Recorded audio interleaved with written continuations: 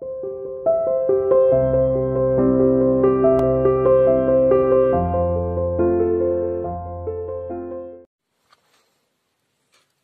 Hello students. अभी हमने कल जहां छोड़ा था आगे शुरू करते हैं। थोड़ा सा तेज पढ़ना पड़ेगा because the lesson is a little longer. चलिए आते हैं। The professor and his wife had been kind people anxious to do something for their few foreign students, यहां हमने छोड़ा था। And the students though bored had accepted this kindness. वो foreign students के प्रति और दूसरे स्टूडेंट्स के प्रति बड़े ही काइंड थे। हालांकि थोड़े से बोरिंग थे, लेकिन फिर भी स्टूडेंट इस काइंडनेस को स्वीकार करते थे।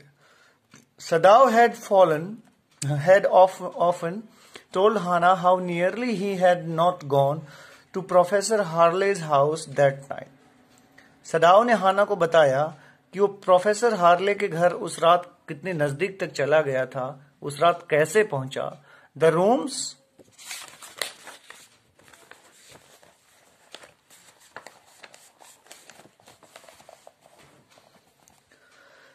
वर सो स्मॉल, उसके घर के कमरे बड़े छोटे छोटे थे। द फूड सो बैड, खाना भी कुछ अच्छा नहीं था। The professor's wife so voluble, और प्रोफेसर साहब की जो वाइफ थी, she was so voluble means she was so talkative, बहुत बात करती थी। But he had gone and there he had found Hana, but somehow after these difficulties he had gone to the house and he found Hana over there, a new student, and जो कि एक new student थी, and had felt he would love her if it were at all possible, और उसने तय किया कि अगर कुछ भी हो जाए, इट वर ऑल पॉसिबल, कुछ भी हो जाए मैं उसी से प्रेम करूंगा। Now he felt her hand on his arm. अब ये नाउ कब की बात है? देखो, हम बात कर रहे थे कि हाना और वो मिले। सदाव, बाहर बड़ी धुंध पड़ रही थी, कोहरा था, मिस्ट था, और तभी अचानक वो बताने लगा कि हाना को वो कहाँ मिला है। राइटर ये कहने लगा। लेकिन अभी वापस उसी सीन में चलते हैं जब वो अपने घर के पास खड़े थे और बीच से धुंध और कोहरा घर पे छाया जा रहा था। Now he felt her hand on his arm and was aware of the pleasure it gave him. ठीक है, दोनों एक दूसरे से मिल रहे हैं। Even though they had been married years enough, उनकी शादी हुए कई साल हो गए हैं। टू हैव द 2 चिल्ड्रन, उनके 2 बच्चे भी हैं। For they had not married heedlessly in America. For जब भी पहले लगे तो इसका मतलब के लिए नहीं होता, और इसका मतलब क्योंकि होता है, because. For they had not married heedlessly in America. Heedless का मतलब बिना कोई ध्यान दिए, without making any attention. Married heedlessly in America, not married heedlessly, तो उन्होंने अमेरिका में यूं ही सीधे शादी नहीं की। They had finished their work at school, अपनी पढ़ाई लिखाई पूरी की।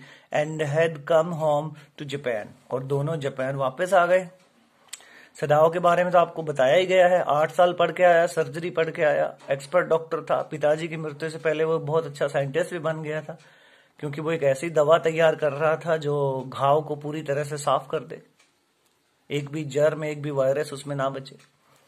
And when his father had seen her, the marriage had been arranged in the old Japanese way, और जब उसके पिताजी ने उस लड़की को देख लिया, उसके बाद ही उसने शादी के लिए हाँ भरी, और हाँ में भरने के बाद क्या होता है कि ओल्ड जैपनीज वे में उसकी शादी कराई गई। Although Sadao and Hana had talked everything over beforehand, हालांकि सारी बातें दोनों ने पहले ही कर ली थी, बिफोर हैंड, पहले ही। दे वर परफेक्टली हैप्पी, अपने जीवन से काफी खुश थे। सी लेड हर चीक अगेंस्ट हिज आर्म, अभी वो उसके पास खड़ी हुई हैं। It was at this moment that both of them saw something black come out of the mist. तभी उसी क्षण क्या होता है, दोनों ने देखा something black come out of the mist, उस कोहरे से, उस धुंध से कुछ काले रंग की चीज निकल के आ रही है। वो कौन था? देखो इधर फोटो है, ये प्रिजनर था, prisoner of war. It was a man, he was flung up out of the ocean. Flung ये कोई इंसान था जिसे समुद्र ने फेंक दिया था। फ्लंग अप का मतलब होता है उछाल देना, उछाल फेंकना। Flung up out of the ocean. Flung, it seemed, ऐसा ही लग रहा था कि उसे फेंका गया है। To his feet by a breaker, शायद उसके पैरों के सामने कोई ब्रेकर आ गया, उसको ठोकर लगी और वो धड़ाम से उछल के गिरा। He staggered a few steps, वो लड़खड़ाकर कुछ कदम तक चला। स्टैगर, लड़खड़ाना। Few steps, his body outlined against the mist, और कोहरे के अंदर उसकी बॉडी नजर आ रही थी, मतलब उसकी बॉडी की आउटलाइन बन रही थी कि यहां कोई इंसान तो है, कौन है? It was not sure. Against the mist, his arms above his head, then the curled mist hid him again, और फिर कोहरे ने, कर्ल क्यों बोला? करली, करली घुमावदार कोहरे ने फिर उसे ढक लिया। So this was the situation. Suddenly they saw a man was coming out of the mist. He was not looking clearly. He was making little outline that somebody is there, and it was a man. He was staggering a little as he was flung up by the ocean. So this was happening, and the curled mist hid him again, means he is disappearing again. Who is that? Hannah cried. She dropped Sadao's arm and they both lean. Lean का मतलब होता है झुक के देखना. They both lean over the railing. They both lean over the railing of the veranda. अब दोनों veranda की रेलिंग पर झुककर देखने लगे. रेलिंग समझते हैं आप? भाई जाली, जंगला, सभी चीजों को रेलिंग कह देते हैं हम. Railing of the veranda. तो वेरेंडा की रेलिंग से वो बाहर झांक के देखने लगे. अपने बरेंदा में खड़े थे तो देखते हैं कि क्या है, कौन है, समझ नहीं आ रहा. Now they saw him again. अब उनको वो दोबारा से दिखाई दिया. The man was on his hands. वो अपने हाथ के बल चल रहा था. हैंड्स एंड नीज, घुटनों के बल क्रॉलिंग करते हुए चल रहा था. Then they saw him fall on his face and lay there. तब उन्होंने देखा कि वो अपने मुंह के बल गिर गया और वहां पे लेटा हुआ है. A fisherman perhaps. उनको लगा कि शायद ये कोई मछुआरा है. Sadao said washed from his boat. शायद अपनी बोट से बहकर आया है. He ran quickly down the steps and behind him. तो वो दौड़ के नीचे आया. डाउन द स्टेप्स, स्टेप मतलब सीढ़ियों से दौड़ता हुआ आया. And behind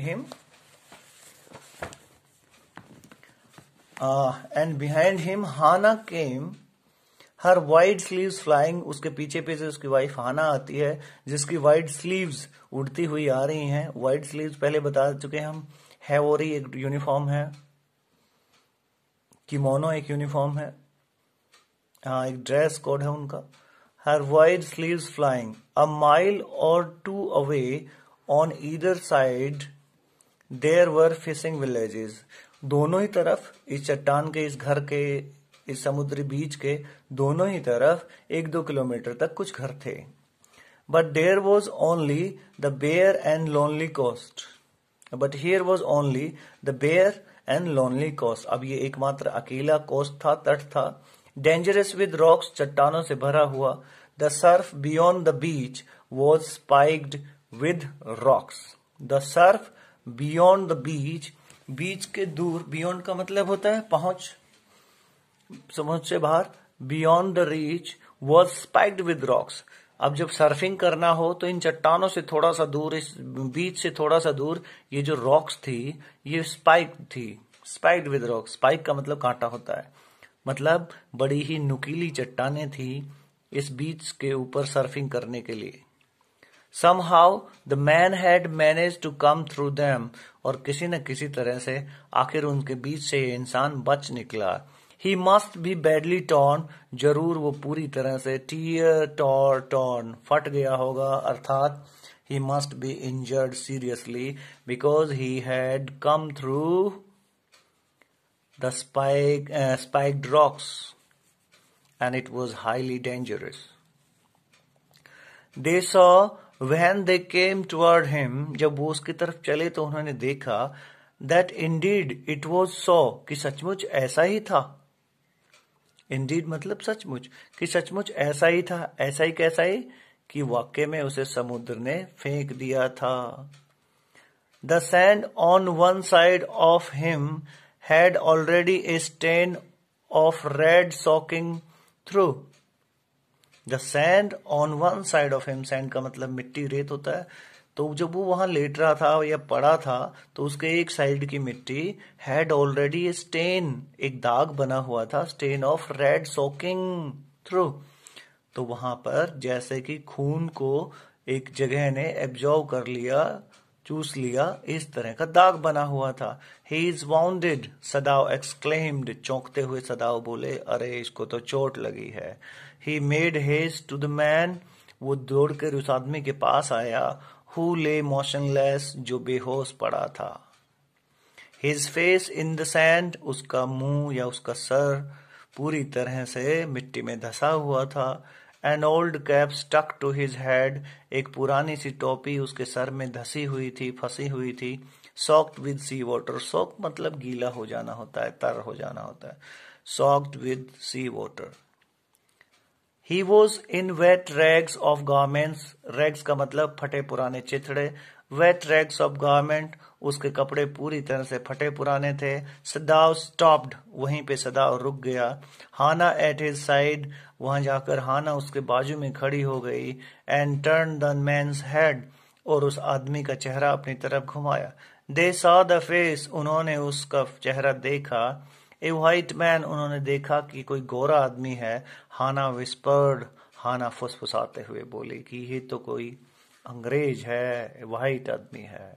yes it was a white man, जी हाँ ये व्हाइट मैन ही था। The wet cap fell away and there was his wet yellow hair, तभी उसकी टोपी नीचे गिर जाती है और उसके येलो यानी गोल्डन कलर के बाल दिखाई देते हैं, लॉन्ग, काफी लंबे बाल। As though for many weeks it had not been cut, जैसे कई सप्ताह से उसने हेयर कट ही ना किया हो। And upon his young and tortured face was a rough yellow beard, और इसके बड़े ही युवा और इस टॉर्चर्ड चेहरे पर, टॉर्चर्ड का मतलब बहुत पीड़ित सा उसका चेहरा हो गया था, उस पे हल्की हल्की गोल्डन दाढ़ी भी उसकी आई हुई थी। He was unconscious, बेहोश था, and knew nothing that they did for him, और वो कुछ नहीं जान पाया कि उन्होंने उसके लिए क्या किया या वो उसके साथ क्या कर रहे थे। वो कौन? Hana and Sadao. Now Sadao remembered the wound and, अब देख तो लिया उस इंसान को, अब सदाव को याद आया कि ये आदमी जख्मी है। And with his expert fingers he began to search for it. Search for what? Search for wounds, घाव। उसके घाव ढूंढने लगा, इंजरीज जो जितनी हुई थी। Blood flowed freshly at his touch, और जैसे उसने छुआ तो वहां खून बहने लगा। On the right side of his lower back, lower back मतलब पीठ में निचले हिस्से में राइट साइड की तरफ से खून निकलने लगा। Sadao saw that a gun wound had been reopened, तभी सदाव ने देखा कि गोली का कोई घाव था जो दोबारा से खुल गया है, यानी उसमें से ब्लड निकलने लगा है। द फ्लैश वॉज ब्लैकन, अंदर का जो मांस था, फ्लैश का मतलब मांस होता है, बिल्कुल काला पड़ गया था। विद पाउडर, पाउडर किसकी बात कर रहा है? गन पाउडर, यानी बारूद की वजह से। गन पाउडर की वजह से यानी बारूद की वजह से अंदर वाला मांस बिल्कुल काला पड़ गया था। Sometime, not many days ago, the man had been shot. किसी क्षण, कुछ ज्यादा दिन तो नहीं हुए होंगे, शायद इसको कुछ दिन पहले गोली लगी है। And had not been tended, और किसी ने इसका ख्याल नहीं रखा, इसकी देखभाल नहीं की। Tend का मतलब देखभाल करना होता है। It was bad chance that the rock had struck the wound, और उसकी किस्मत जरूर खराब रही होगी कि चट्टाने ने उसे स्ट्रक किया होगा, स्ट्राइक किया होगा, उसके घाव यानी उसके जख्मों को और कुरेद दिया होगा। तो उसकी किस्मत ये भी खराब थी कि चट्टानों ने उसको जरूर स्ट्राइक किया होगा। तो चलिए थोड़ा सा और पढ़ देते हैं। Oh how he is bleeding, देखो तो जरा कितना खून बह रहा है। Hana whispered again in a solemn voice, solemn मतलब गंभीर आवाज में बोली। The mist screened them now completely, अब कोहरा उन सब पर पूरी तरह से छा गया था। And at this time of the day, no one came by, और दिन के इस समय यहाँ से कोई आता जाता नहीं था। The freshman had gone home, fisherman had gone home, मछुआरे अपने घर जा चुके थे। And even the chance beach comber, और बीच पर घूमने वाले या कोई चीजें यहाँ उठाने वाले लोग जो होते हैं ना, बहुत सारी चीजें, शीप वगैरह जो लेने आते हैं, तो बीच कॉम्बर्स उनको बोलते हैं, बीच पर घूमकर कुछ कूड़ा करकट उठाने वाले। Even the chance beachcombers would have considered the day at an end, उन्होंने भी सोचा कि अब दिन समाप्त हो गया है और वो भी चले गए होंगे, यानी कि अब यहाँ कोई नहीं है। आगे की कहानी कल पढ़ते हैं, वीडियो लंबा हो गया है। Thank you so much. रोज रोज पढ़ते रहिएगा और पिछली कहानी को कनेक्ट करके साथ चलिएगा। अच्छा, रीड एंड फाइंड आउट में क्वेश्चन है यहाँ, will doctor Sadao be arrested on the charge of harbouring an enemy. Harbour का मतलब होता है किसी को सहारा देना, एक दुश्मन को सहारा देने की वजह से क्या उसे अरेस्ट किया जाएगा? Read and find out. Thank you so much for the day, see you tomorrow.